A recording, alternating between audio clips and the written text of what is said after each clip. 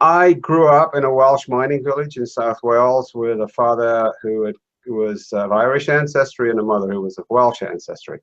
And I loved it, but I couldn't wait to get out of that. So the pathway that opened up for me was journalism.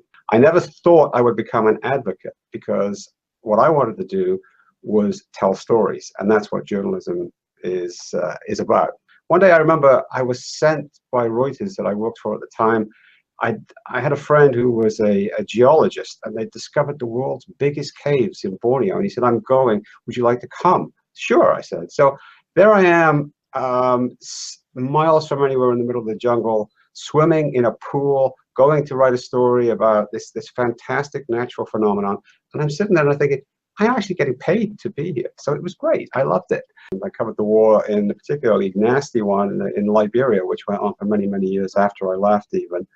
But it was, professionally, it was great experience in seeing the cost of war in human terms, because you were able to, as a journalist, cross the line. In those days, I don't know whether that's possible in a lot of conflicts these days, but you could go to both sides. You could go with the rebels and you could spend weeks with them in the bush, or you could cross to the government side with a regular army. I remember once covering a riot in Karachi in Pakistan, and I was with a local Pakistani journalist that was taking me around, and it was a huge back and forth between the army and demonstrators. There were Molotov cocktails and stones flying, and the army was firing, and I was on the wrong side of where I needed to be, on the wrong side of the street.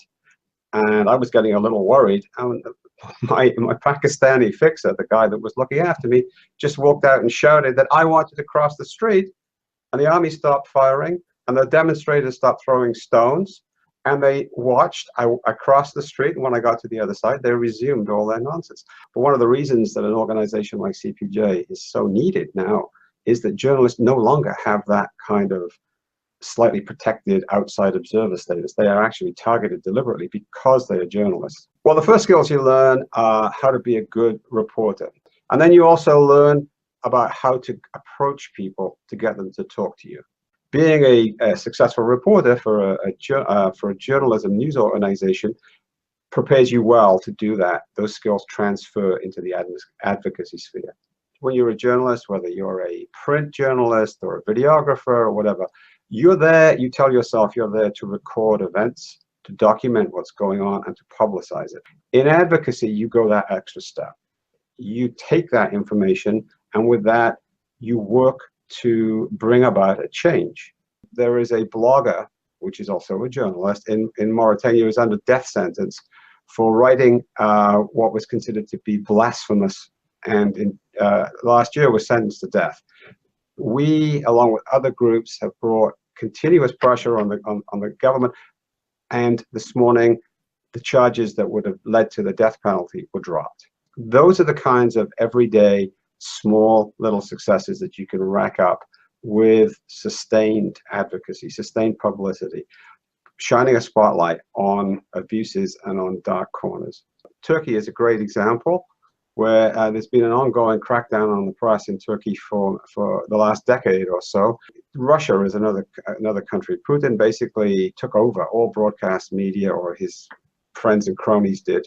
The current president of China has really tightened the Communist Party control of China. If you want to earn money, don't go into advocacy, because the entry-level jobs in these NGOs, it's pretty poorly paid. The people that go and do this do it because that's what they care about. If you're coming out of college, we have a lot of people come, they want to work here, or they want to work at Human Rights Watch, or they want to work at Amnesty International. There are opportunities. The United States is traditionally outside been an upholder of press freedom values and First Amendment values, and we as journalists and as advocates have called upon the US to stand up for those values in those countries where the values are under threat. If the United States domestically is not upholding those values, then it loses some of its effectiveness as an advocate globally.